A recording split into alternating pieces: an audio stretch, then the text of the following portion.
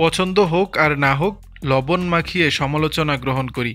ভারতের দক্ষিণী সিনেমার তারকা অভিনেত্রী তামান্না ভাটিয়া শরীরী সৌন্দর্য কিংবা নাচের হিল্লোল নানাভাবে দর্শকদের মুগ্ধ করেছেন। কখনো কাজের জন্য, কখনো ব্যক্তিগত কারণে সমালোচিত হয়েছেন। কিছুদিন আগে বিজয় ভার্মার সঙ্গে প্রেমের সম্পর্ক ভাঙার পর তাকে নিয়ে আলোচনা কম হয়নি। ট্রল কিংবা সমালোচনা কিভাবে গ্রহণ করেন তামান্না ভাটিয়া? ফিল্মফেয়ারকে দেয়া সাক্ষাৎকারে প্রশ্নের জবাব দিয়েছেন বাহুবলী তারকা। তামান্না ভাটিয়া বলেন, কোনটা গঠনমূলক সমালোচনা তা আমি এই জার্নি থেকে শিখেছি, কারণ এটা সবসময়ই থাকে। এমনকি কিছু মতামত নিশ্চিতভাবে গ্রহণ করি, এটা সম্পূর্ণ ভিত্তিহীন নয়। আমি বলতে পারি এটা ট্রল নাকি উপকারী কিছু।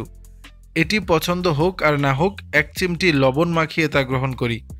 তামান্না অভিনীত সর্বশেষ মুক্তিপ্রাপ্ত সিনেমা ওডেলা 2 গত 17 এপ্রিল মুক্তি পেয়েছে। অশোক তেজা নির্মিত এই সিনেমা মুক্তির পর দর্শক সমালোচকদের মিশ্র প্রতিক্রিয়া পাওয়া গেছে। টাইমস অফ ইন্ডিয়া 5-এ 2.5 রেটিং দিয়েছেন। গত বছর বক্স অফিস কাঁপানো অন্যতম বলিউড সিনেমা স্ত্রী 2 বিশ্বব্যাপী সিনেমাটি আয় করে 857 কোটি রুপির বেশি।